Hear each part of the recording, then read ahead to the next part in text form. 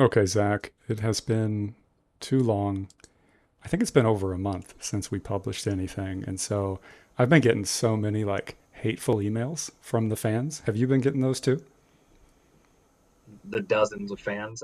No, I have not. I think they directed all to you because you're the host and the fearless leader here. I'm just the sidekick. It's way too many, honestly.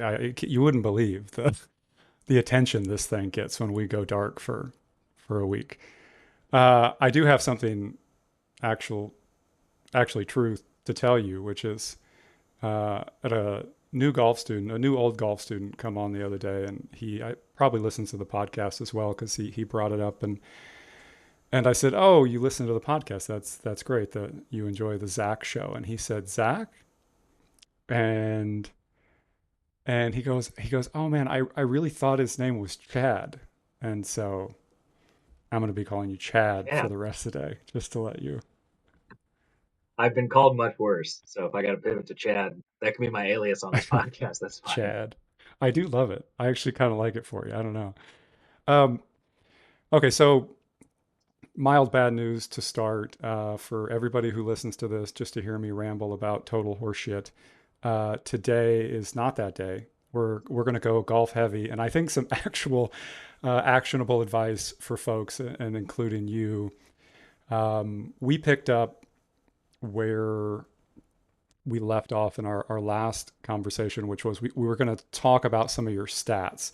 So you sent me a couple things from a session you had recently, as well as some historical data. So tell folks about those practice sessions or practice session that you captured that data in. Yeah, so that one, the whole thing was premised by me telling you that this strength training block that I'm on, where I'm just trying to push as much weight as I can in the gym, has negatively affected my golf swing, I think. It's cold enough outside still here in Northwest Ohio that I've only been hitting balls in the simulator, but I've noticed that it's tough for me to generate the distance with my irons that I was before, angle of attack, and probably most importantly, swing path. So I was doing a decent job of averaging 1 or 2 degrees in to out, um, before this strength training block. And I attribute it to just being sore and just not being able to be as flexible as I once was. It's really hard for me to not come over the top and not go out to in. And so I wanted to, you suggested, hey, send me some numbers. And fortunately, I've got a launch monitor sitting in my house here. So I sent those over to you and I hit, probably 6 or 7 shots with gap wedge all the way through 7 iron, I think, skipping a club each way. And then I took out the outliers that I shanked or duck hooked or whatnot, and kind of gave you the best five. And then we compared that to a session that I had sent you from probably October maybe or September.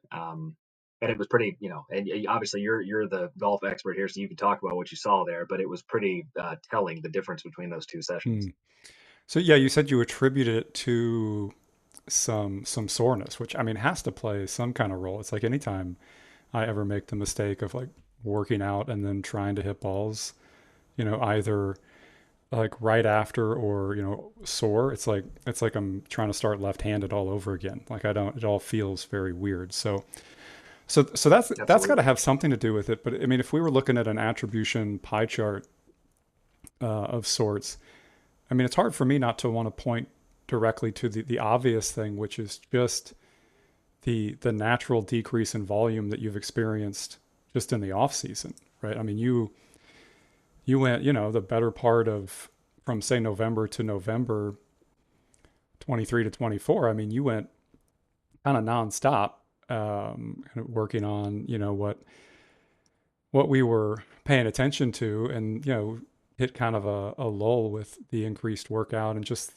the winter. And also it's like you're kind of at your first ever, you're kind of in the, say success region. This is kind of your first experience of going like, well, you were nine, you're now four. And so that will naturally kind of like reduce the incentive to get in there and grind out reps that were not maybe as much fun as they were on day seven or whatever. So that's just a comment on attribution. But yeah, you mentioned that your, say, peak path and ball striking numbers involve like a little bit in to out, right? Yes. Remind me, remind me flight. So when you were, say, shooting your 71s or playing your best rounds of the year, were you was the ball falling right, falling left, more or less straight? What were you seeing in the ball flight? When I'm swinging best, it seems to me that my driver is a slight fade. Um, and then with my irons, it's typically going right to left, but it's only a yard or two of draw. I mean, it's pretty Mm, tight, and it's not enough that I'm going to hit the green and it's going to roll off. It's a pretty controlled draw spin. okay, good. So yeah, let's assume you are a couple degrees into out when you're at your best so far. So a couple degrees to the right with the path with, say, let's say a 7 iron, and the baby draw, which means you're either more or less neutral with the face at zero or just inside. Does that sound right? Yes, Okay, good. And so if we take that same kind of swing and apply it to the driver with the ball position moved up and the ball on the tee, why are we seeing the cut? And why is the cut normal? I don't Yeah, know. that's okay. Learn, relearning is learning. So yeah, Yes. once we move the ball up in the stance, right, all else being equal, it shifts the path left, right? So if your face is stable, right, and more or less pointed at the target, and the ball position is farther forward, the path will be farther left. So you can go from the tiny baby draw with the irons to a small cut with the driver, and that'd be very natural, especially if you don't have big curvature in your flight otherwise. Does that make sense? Yeah, so is that because the face is open if it's off the front of my foot as opposed to like the middle of the Mm. stance because I'm gradually opening the So face? no, so imagine like a tilted, say, dinner plate, right, and a hula Yeah, hoop, right. The farther you get from, say, the more you get into the follow through, or the more you get target side, right, of the hula hoop, the more the path is working left, right? the more the path is The working. path. Okay, So what yes, happens is your path goes from yes, slightly right of the face angle with your irons yes. to slightly left of the face angle, which changes the shape. Um, Okay. Yeah, I got okay. And so yeah, and you so for a lot of people that you can notice how if you take your, say, your wedges, the clubs that are more in the middle of your stance and that you hit down on the most, those are going to be the easiest ones to turn over right to left, hit the draw with. Is that the case for you? well, and that's what I experienced when I came to you originally. Is those were the ones where I was so sick of hitting driver to be 110 out and then blocking, not blocking, but hitting closing the face and hitting a wedge 30 yards left. I mean that was the most frustrating shot for me. So yes, I can strongly relate to Yeah. that. Okay. So what we noticed in your data, or what I noticed in your data was that uh, I did see those deviations in the path, although they were relatively small, but there was a big deviation in angle of attack.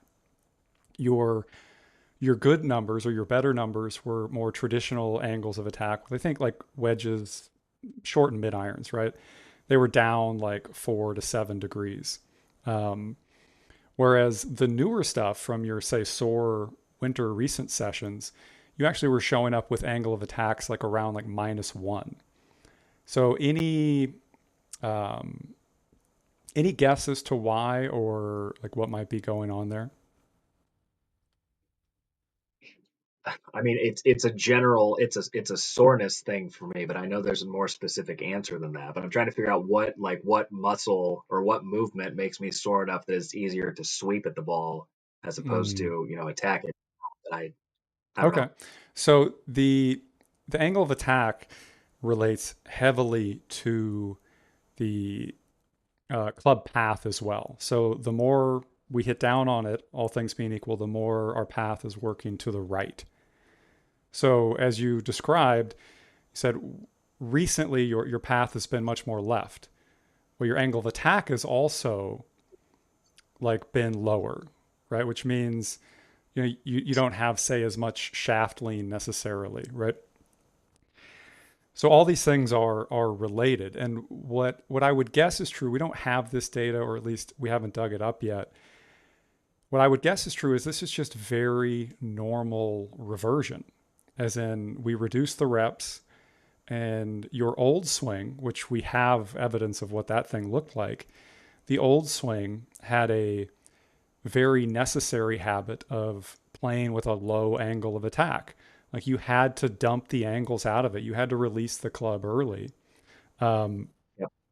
as part of your late shallowing habit because you're steep early, like most single digit handicappers.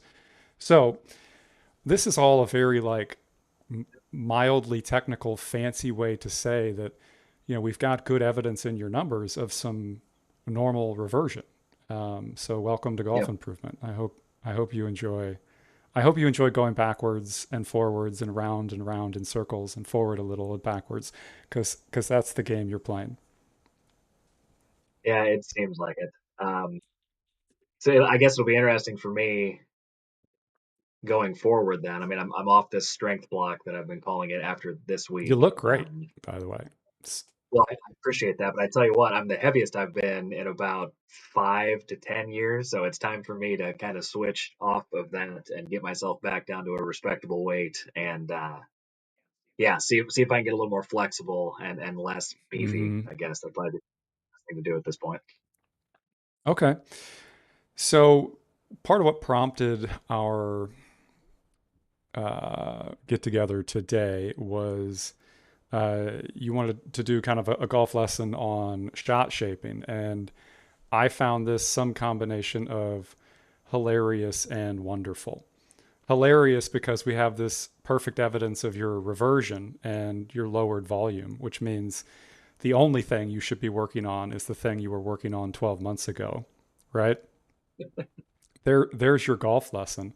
However, I do think we can actually do uh, some decent discussion on shot shaping that a lot of people in your handicap range struggle with, and it can make some say, I, I hate to say it, but some mental upgrades, some idea improvements. So let's start with what's your conception of shot shaping and the windy spring that you're about to face, and how these concerns even started. So I started thinking about this. I can't remember if you said it on mic or after, but we were talking about when you watch pro golf, one of the things that you look at when you can tell if a guy flushes it, an iron specifically, is if he misses it long right. Not Yeah, super long, but if he's pin high past the right, or yeah. right. Pin high right, yes. And I got to thinking that that is not a shot. And obviously, I'm not comparing myself to Scheffler, but that is not a. I don't think I've ever experienced being long right. I've been long left Yeah, we all a have. billion times. We all right, exactly. And so to me, I've got when I hit the ball well, and I'm talking irons specifically, I've got two shots. I can hit the one that has that little baby draw that we just talked about that lands pin high or a little bit past and it's left. It's whatever, 2 yards left, 3 yards Hmm. left. I've got a 50 footer. Great. Alternatively, I can take an extra club and I can hit a fade relatively on command, but it is way, way higher. It's way, way spinnier, and it's going to land, even if I club up, it's going to land short right 90. Now, it may not be super short, but it's going to land short of the pin 90% of the time. So I don't have a low fade at all. And I don't have anything that if I flush it will land pin high right or deep right unless I take an extra like two clubs or something. So just to be able to do that, I think, and obviously I'm way off that. I understand I need to go back and just do what the hell you taught me the first time, but I'm curious to know how you get to that point Hmm. where you can even have it in the arsenal. So, I mean, one for sure practical drill that you can just like embed in your practice long term. And this is kind of just working the extremes of, say your fault pattern, which this probably applies to anybody who can break 80. And something that I like to do is, towards the end of sessions. So it's like the beginning of my sessions are very heavy in the like, say, training phase, right? Lots of slow motion, lots of partial swings. The the meat or the latter half of sessions are much more in the performance. This is when I'm doing, say a full bucket. Um, but what I often like to end with is taking like a 4 or 5 iron, these clubs that look like they're brand new in my bag, and try to hit the lowest cuts I can, and real cuts, not push cuts. The ones that aren't spinny, the ones that you might actually have to play on the course to get out of the trees every once in a while. But the low punch cut as a way to exaggerate those feels is a great kind of external way to practice these things without getting too technical. And it's very much a you'll know it when you see it. Like you'll know what it looks like because it's very very recognizable when you hit the spinny one and you're trying to hit the like piercing thing that peels off to the right, which is very hard to do. So, and you can make it harder or easier depending on ball position. So, like the farther you want to put it, you really want to play a hard version of that game. Put it on your right foot and see, and really feel like you're covering the ball, and then try to cut it without shanking Yeah. it. Right? Like um, and what I find is like when I really hit a good one, a really really good cut, like it draws 3 yards, like so to speak. Right. That obviously I'm kind of mincing words here, but that the super cut feel with the ball way back, hitting down on it a lot, is a small draw for me most of the time. Oh, You see okay. what I'm saying? Okay. So Interesting. success might not actually be a real cut, right? Right. Um, okay. So obviously you and I live in, the Midwest and it's about to get windy as shit and all the early season Yep. golf. So I remember high school golf and it was, I don't know, a nightmare this time of year. March golf. It's like Right. if it's if it's blowing 12, it's really barely blowing. Um, so you're going to have some rounds coming up, when your club opens back up where you're going to have some wind shots. Give me a sense of like how how you do approach different wind conditions and how this may interact with kind of your shot shaping concerns.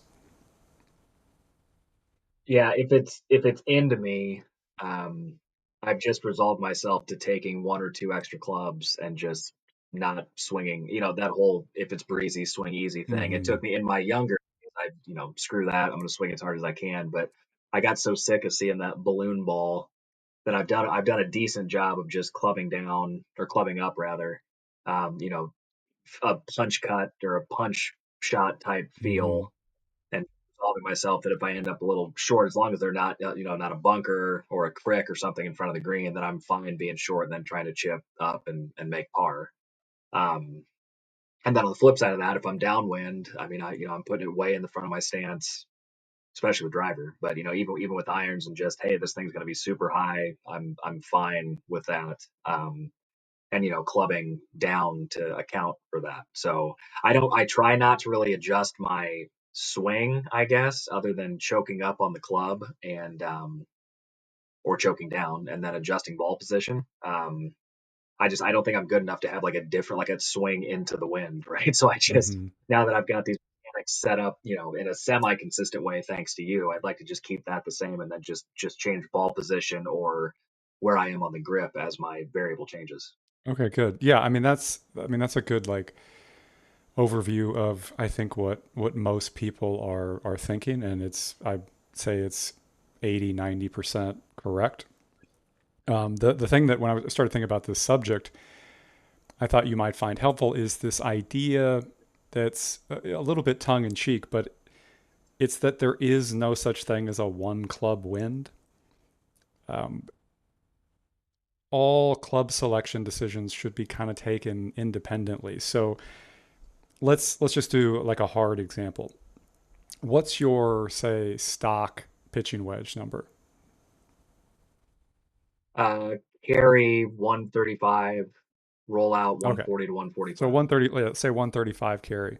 Okay, so let's say you're in a situation where you've got, we'll just go back to the 12 mile an hour breeze, right? And you've got a, let's say a middle pin sitting at, let's go slightly short. Let's say 130, right, to the middle pin. And you've got the 12 mile an hour wind. What's your first instinct for club selection? Is the wind into Yeah, me? sorry, Like into my face? you're into the wind. Yeah. Yeah, 12 miles an hour, 130 yardage, pins middle of the green. Are we going 9 or 8? What would you Nine. normally grab, right?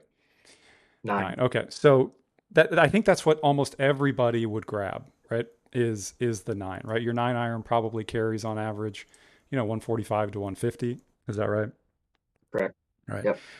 Okay. So basically what the reason I say there's no such thing as a one club wind is that the the clubs themselves, because of their changing lofts, they produce different levels of spin on the ball, right? The shorter the club, the higher the spin rate. The higher the spin rate, generally speaking, the more effect the wind is going to have on the shot, right? So Sure. basically, I'd love for you to kind of start thinking of it as more of a sliding scale. In this example I gave, right? Let's say the pin is 130, but the back edge of that green is 150, right? Which is not going to be an uncommon scenario, right? If you've got a 12 mile an hour wind into you out of a clean lie, what are the chances you're going to carry an 8 iron more than 150 into the wind? Unless I hood it very, very Yeah, low. I mean it's really close to zero, right? It's similar Yes. to your comment about how um, your comment about the Tour Pro being pin high right. It's kind of the same concept where golfers are generally, and myself included, like woefully under clubbing in most cases. So in this case with the wind, I would tell you don't change your ball position, don't change your grip, like just hit the 8, right? And know that 5% of the time you're going to go long, right? But that you're all you're really trying to do from that distance is just be on the green. And if we overlaid your shot pattern with an 8 and your shot pattern with a 9, I'd say it's a virtual certainty that more of those, say, pellets or dots would hit the green with the 8 in this made up scenario. And so Yeah. as you work through the bag, um, this tends to go down. So if you're hitting, say, a 200-yard approach with your 4 or 5 iron or whatever your hybrid, whatever you might hit that's going to spin the ball lower, that might actually be closer to a one club wind at 12 miles an hour. And if you're, say, for example, you're at your full lob wedge distance, it might be closer to like a 2.5 club, right? Because you're going to spin the shit out of it, and into Sure. the wind's going to lift. Um, and okay, so I'll pause there. Any questions or thoughts on like into the wind shots? No, that makes sense. And that's I guess my only comment would be that that's just a swallowing my pride type thing, which I think is, a lot of amateur golfers. If your stock carry for an 8 iron is 160, you feel like you shouldn't be hitting that club from 130, regardless of the wind, right? So you just kind of have Yeah, to, yeah. It doesn't seem possible. nobody cares. Right, right. But I feel weak if I have to pull my 160 club from 130, which is a stupid way to view the game and a stupid way to Mm, play, but it's just my own pride. I'm like, well, I'm just gonna muscle up a. I mean, that scenario you gave me, there'd be plenty of times in a prior life, or just a couple of years ago, where I would just hit pitching wedge and just swing super hard and just say, well, screw it. I know that uh, if I flush this thing, I can hit it 145 or 150. yeah. So why not just hit this into the wind? That's such a stupid way to play the game, though. And then But you spin it even yeah, more, right? By yeah, exactly, exactly. Yes, yes. yeah. Did we talk about? Did I tell the Bandon story on here about hitting? 5 iron 150. Did we talk about this? Maybe. But yeah, I did want to talk about downwind too. But sorry, this is into the wind. Yeah, tell me the 5 iron thing. Well, no, this is exactly to your point, and I think Bandon kind of broke my brain a little bit because I had a caddy, and they've been out there so many times that I just resolved myself that I was going to listen to whatever Oh, these guys okay. said, and so I think it's the fifth hole. I'll tell it quick, but I think it's the fifth hole at Bandon is the second par three. If I've got any Bandon junkies listening and I missed the hole up, they're going to yell at me, but it's a par three, and for my day, the wind was it's right off the coast. The wind was directly in my face. 155. Caddy says play at 200. I said, I carry 5 iron 200. Do you want me to play 5 iron here? He said, no question about it. I hit a 5 iron. I hit it well. I hit it pin high. 2 holes later, there's a par four that is directly with the wind. So, wind with us to my back. Hit a nice drive. I'm 155 out. Caddy says, play this 115. I said, you want me to hit my 52-degree wedge here, 155 yards? He goes, absolutely. I pull it out, hit a good one, pin high. So in a matter of 3 holes, I had a 155-yard 5 iron and a 155-yard 52-degree wedge, both of which were pin high. And so I'm comfortable doing. Obviously, I'm not going to get those wins out at Bandon or in Ohio like I did out at Bandon, but I'm kind of comfortable doing that stuff now because I realize that that's just the way you really should play the game when the conditions call for it that way. So yeah, Mm. it's funny we're talking about this now because I think about that and I tell that story anytime people ask me how Bandon was. That's the first story I tell because that really broke my brain the way that I think about golf. Just really that 3 hole stretch right there. Yeah, when you take it to the extreme, like you've got the 25, 30 mile an hour gusts, you can really see it in action. And the caddy's framing there is actually great and something I probably should have mentioned, which is rather than what's the actual yardage and how hard is the wind blowing, okay, this is a one club wind, just thinking about it in terms of how far does this shot play functionally, right? And then, so Yes, how to solve that puzzle first. And yes, caddies, of course, are great at this because I mean, they're about as objective as it comes. They don't, they just want to see you do good, and they don't, you know, sure. they're not hitting the shot. It's obviously all of this is easier said than done, but um, okay, good. So yeah, and so downwind too. It's the same idea except downwind the wind typically doesn't help as much as into the wind hurts, um, Correct. generally Yeah. speaking. And I would tell you, like, if you ever do some practice uh, golf where just any golf where you're not betting, right? Or if you are and the guys you're playing with are cool, like just try this, hit a couple balls from a spot. Like next time you're in that, mid iron, short to mid iron range, and you're like, Jared would probably want me to hit 7 here, and I want to hit 9, right? Well, just hit it and just like Right. just Yeah. see like there's really no substitute for kind of experience in that environment to see. And it's like really golfers so rarely go long. And yeah, of course, a lot of old ones especially are set up to where long is way more penal than it is otherwise, but it's often very not the case that long is that bad, right? As long as there's no penalty situation, it's like, I say, you and as kind of a general rule for folks, if you're not missing long some small percentage of the time, right, there's no way you're hitting enough club on average, right? And if that gets exacerbated when it's windy, it's all like then you really are making some strategy errors. But so Yeah. that's my shot shaping advice. You can learn club selection. That's the summary. Great. Yeah. Did that Sure. help you shape your shots better?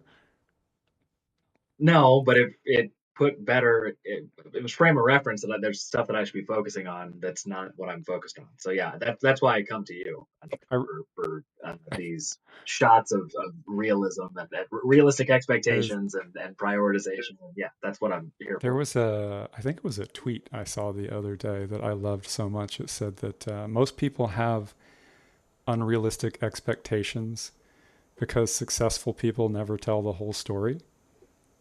Have you ever seen that or heard that idea? No, but that's spot on. Oh, Yeah, that's it spot on. feels so true that like everybody's hiding the actual, you know, quote hard Yeah. work they put in. Yes. Yeah. Okay.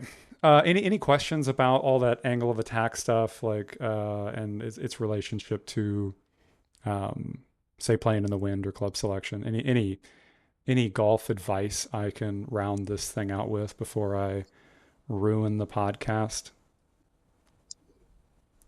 Well, even if there was, I'm too excited for this next subject. So let's proceed. Oh, okay, great. Um, okay, so I've only seen this guy's podcast a couple times. Do you know who Chris Williamson is? Yes. Okay, that like jacked British guy. Yes. A Yeah. very, very popular podcast. Like I said, haven't heard it, but maybe once or twice. But he had on a guest that I really like listening to, especially not on his own podcast. So, do you know Tom Segura, the comedian? Very Are you familiar. best friends Yes. with Yes. I Tom? listen to. No, but his and his wife's podcast is in my regular rotation. Yeah. Your mom's house. Yes. Your mom? No, your mom's house. Uh, Your yeah, mom's house. Yeah. Yeah. yeah, Right. Tom and I've seen Tom live in Kansas City once. One of my favorite comedians. He's one of my favorite people. So I thought in that context, I would really enjoy listening to him, and it turns out I did. Um, okay, so both Tom and Chris are wealthy people, right? Yes. Okay, and so they end up on this subject about how it's hard to believe that before you're rich, it's hard to believe that when people tell you getting wealth won't solve all your problems, you're still going to kind of be a miserable fuck to some degree, right? That it'll just solve your money problems. You just won't have bills, right? This is the premise. Sure. Yes. Okay. And so then Chris starts talking about how this, like a lot of things in life, might be categorized as an unteachable lesson. It's the type of thing that you can say to somebody, but until they experience it, it might just be the case that they can't really understand it. Can you imagine what I'm going to say next, or It's gonna go to golf. how I'm going to tie It's this to gonna go to golf? golf improvement. I'm Yeah. sure. Well, Yeah, for sure. okay. Well, so uh, I guess first I'll pause and let you reflect on the concept of unteachable lessons generally in life. I think that's fair. Um, yeah, it would translate across anything that you want to do. I mean, to get better at or to improve at, and it ties back to what we were just talking about the successful people not sharing all the shit that they have to go through to get to where they are. Right? Mm-hmm. It's the same thing. Yeah, in order to get to whatever, whether it's health, fitness, nutrition, whether it's finances, whether it's golf, whatever, practicing piano, whatever it is, there's a lot of blood, sweat, and tears you have to pour into any of this stuff for meaningful change to happen, and that doesn't trigger the YouTube algorithm very well when it comes to golf. Everybody wants that one quick swing fix, and it doesn't trigger it for fitness. Everybody wants that one magic Mm. exercise or that one magic food to eat that's going to shed the fat and put on the muscle. But yeah, I think that makes a lot of sense. So yeah, let's hear it from the So, expert here. oh, What's your please, what's your you flatter me. Okay, so Tom, I don't know if you know about this about Tom Segura, but I imagine you do. Like he, like yourself, lost a lot of weight and got in much a much better lot? shape. And they talk about this on the podcast, and one of the things that he was telling he recently kind of relearned or relived was, he wanted to lose 20, 30 pounds. He'd kind of ballooned up a little, and he was talking to a nutritionist, and the nutritionist is like, well, what are you doing right now? And the nutritionist basically gives him the advice that, look, you're not eating nearly enough protein. Like you're not consuming enough protein. And my wife and I, over a decade ago, when we started getting into this shit, this was one of the big eye openers for us. One of the big surprises was that, the satiation problem is a core part of the health and weight loss problem, and most of it is captured with protein intake. And so, the basic idea that Tom's a nutritionist and that we learned years ago was that you basically need to eat enough protein and vegetables to the point where you're like slightly discomfort or slightly uncomfortable at first to realize where the limit is, to not want to snack all Yep. day and like binge on sugar. And so Tom Yep. outlines what he does for the next 3 months and the amount of protein that he ate. Most people would find insane, right? And he ate, way more food and lost a bunch of weight and, put on some muscle. And I've been telling people this thing about weight loss and food for years.